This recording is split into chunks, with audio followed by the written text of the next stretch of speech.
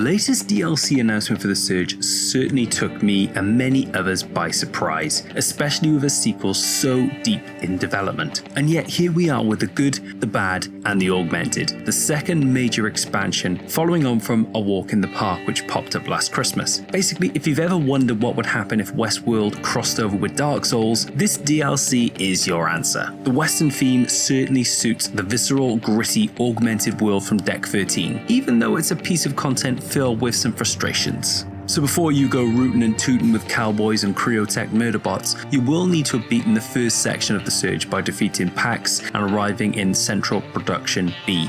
After finding the first medbay, you can follow the sounds of the supervisor talking smack about an old TV show called Frontier Riders, a show that apparently got cancelled before its time. Now this leads you to a series of test chambers where you go head to head with some of the most fearsome enemies in the West, in exchange for some of the coolest loot you ever did see. In total, the good, the bad, and the Augmented has 9 episodes to get through, each one offering you a cool implant, weapon, gear, or special item if you make it through alive. That's the hard part. Each episode is broken down into 3 separate sections which you'll eventually be able to speed through once you know what you're doing, but will take quite a bit of time, patience, and skill to get on the first few tries. When you beat an episode though, shortcuts will open up, which means you can quickly skip ahead to a boss with minimal fuss. While you could play through the good, the bad, and the Augmented right after beating the opening portion of the game, you're better served understanding the mechanics in full, how to use block effectively, when to time your dodges, how to strike, and build up your rig to max effectiveness.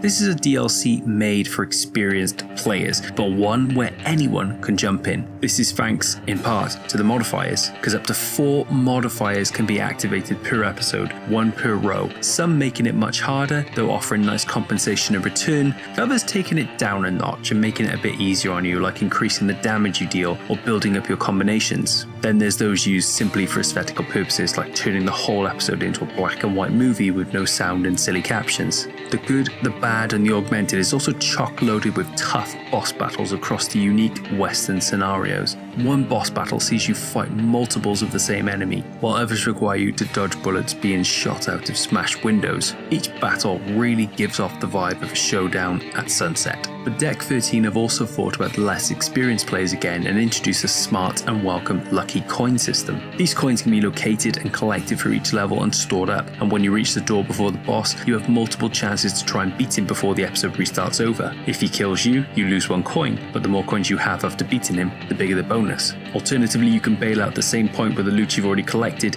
and keep farming it to improve your equipment. Or if you've taken one of the shortcuts to bypass most of the level, you might have missed those entirely, which also reduces your chance of beating the boss. This DLC is all about tactics. While the good, the bad, and the Augmented have some really clever ideas to keep the action fresh, constantly incentivizing the player to have one more go, it's also full of frustrating potholes and it's riddled with bugs. Quite often I got stuck on the scenery, fell for a piece of the floor I couldn't see, plummeting to my death and losing precious loot and progress. I also had to deal with odd AI pathing, random glitches, and dealing with gleefully overpowered enemies who relished in being able to slash over half my health away with 1 hit. There's also the continued issue of the Surge's armor not necessarily feeling like an upgrade at times, and new weapons still not having a desired impact. What worked for the good, the bad, and the Augmented though is its wit, style, creativity, and more importantly, it serves as a reminder that the Surge is actually a damn good video game. It reminds us of the good things as well as the bad things, while giving us a hefty dose of Augmented to satiate our appetite until next year's sequel. To summarize, shortcuts and lucky coins are cool, smart features. This is a really good challenge that isn't just catered to pros. It's a witty DLC with a decent premise, and it really does have this just one more go factor. And on the cons, it's some quite bad glitching which leads to regular frustration. Loot and weaponry doesn't always feel like an effective upgrade, and levels will need to be repeated a lot, which won't really be to everyone's tastes. We've chosen to give the Surge DLC the good, the bad, and the Augmented a 7 out of 10, and we tested this on a PlayStation 4. For more on the Surge, you can watch our playthrough video of the opening level.